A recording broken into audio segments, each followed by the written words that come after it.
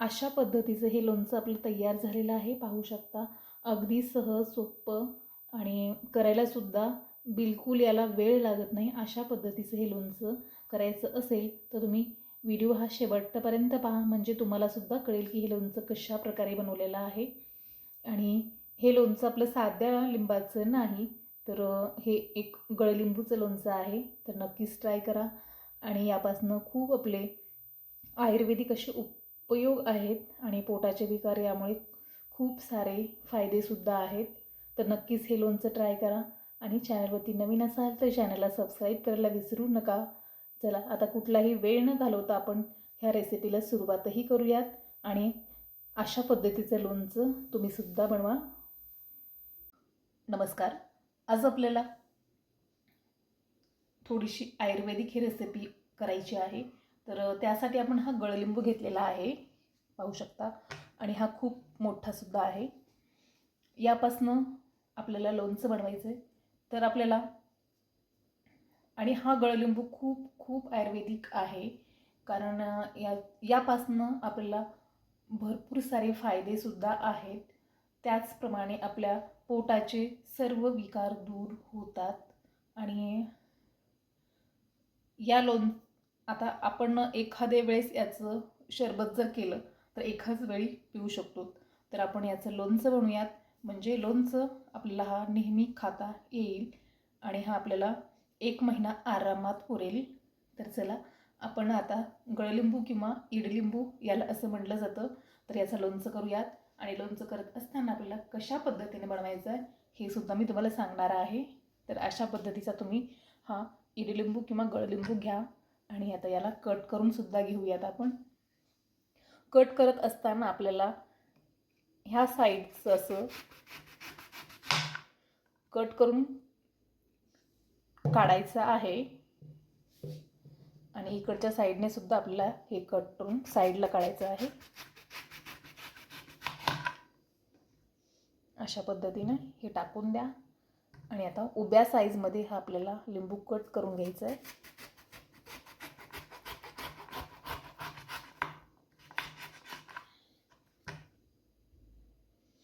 अशा पद्धतीने आपण कट करून सुद्धा घेतलेला आहे. आणखीन याला आपल्याला आणखीन कट करायचं आहे. याचे आणखीन अशा प्रकारचे आपण काप बनवलेला आहे. तर आपल्याला यातल्या अशा बियासुद्धा बाहेर काढून घ्यायच्या आहेत. एकसुद्धा बी आपल्याला या लोणचंमध्ये ठेवायची नाही. अशा बिया सर्व तुम्ही काढून घ्या. मी सुद्धा काढून घेते. अशा प्रकारे मी याच्या बिया काढून घेतलेल्या आहेत, हे पाहू शकता. आता आपल्याला हे कट करून घ्यायचं आहे. याला आपण असं उभ्या साईजमध्ये आणखीन एकदा कट करून घेऊयात, म्हणजे आपल्याला छान प्रकारे याचे तुकडे बनवता येतील.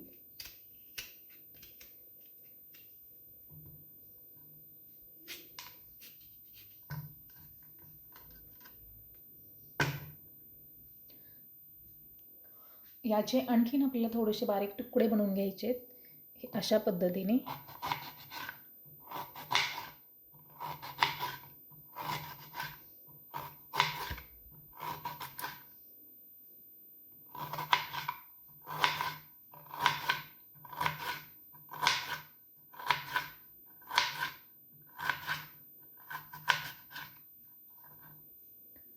अशा पद्धतीने आपल्याला सर्व तुकडे करून घ्यायचे आहेत.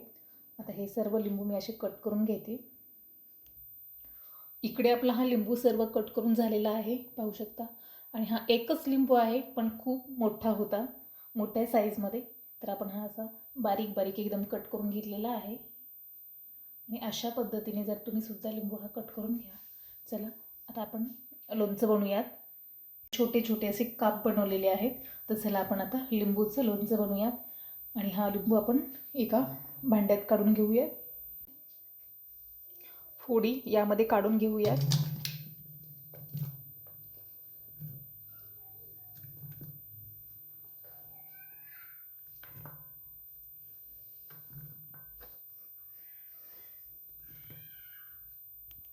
इकडे आपण आता हे लिंबाचे काप करून घेतलेले आहेत.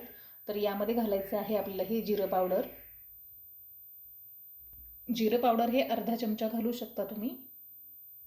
त्यानंतर घालायचं आहे आपल्याला मीठ. मीठ चवीनुसार घाला. त्यानंतर घालायचं आपल्याला हळदी पावडर. हळदी पावडर हे आपल्याला 1 चमचा घालायचं आहे, म्हणजे आपला लोणचं सुद्धा छान टिकला गेला पाहिजे. आणि त्यानंतरच घालायचं आहे आपल्याला हे इकडे आता लाल तिखट, हे सुद्धा चवीनुसार घाला. त्यानंतर घालायचं आपल्याला लसूण. लसूण असा आपण कट करून घेतलेला आहे, पाहू शकताय. अशा पद्धतीचा घाला तुम्ही. यामध्ये घालायचे आपल्याला 1 चमचा साखर. 1 चमचा साखर घातलेली आहे. आता आपल्याला हे मिक्स करून घ्यायचं आहे.